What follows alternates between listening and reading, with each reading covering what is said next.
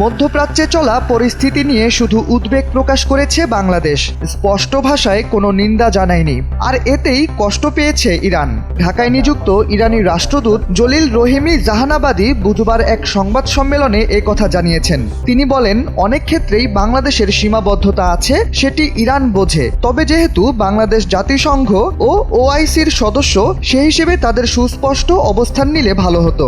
জলিল রহিমি বলেন, চীন রাশিয়া অমুসলিম দেশ হয়েও ইরানে চলা এই আগ্রাসনের নিন্দা করেছে। স্পেনের মতো ইউরোপীয় দেশ সরাসরি নিন্দা জানিয়েছে। অথচ মুসলিম দেশ হয়েও বাংলাদেশ কিছু বিবৃতিতে শুধু উদ্বেগ প্রকাশ করেছে।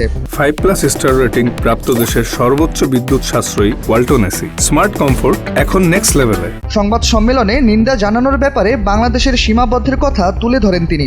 জানান, ইরান ইস্যুটি এখন আন্তর্জাতিক পর্যায়ে পৌঁছে গেছে। মধ্যপ্রাচ্যে চলা পরিস্থিতিতে বাংলাদেশ শান্তির উদ্যোগ নিলে তাকে স্বাগত জানানো হবে। এ সময় বাংলাদেশের সাথে ইরানের সম্পর্ক আরও উন্নত হওয়ার বার্তা দেন জলিল। এই রাষ্ট্রদূত বলেন, বাংলাদেশ আমাদের বন্ধু, আমরা চাই আমাদের সম্পর্ক আরও শক্তিশালী হোক। যদি আগ্রাসনের বিরুদ্ধে তারা স্পষ্ট অবস্থান না নেয়, তাহলে ভবিষ্যতে এই সমস্যা অন্য দেশগুলোর জন্য হুমকি হয়ে উঠবে।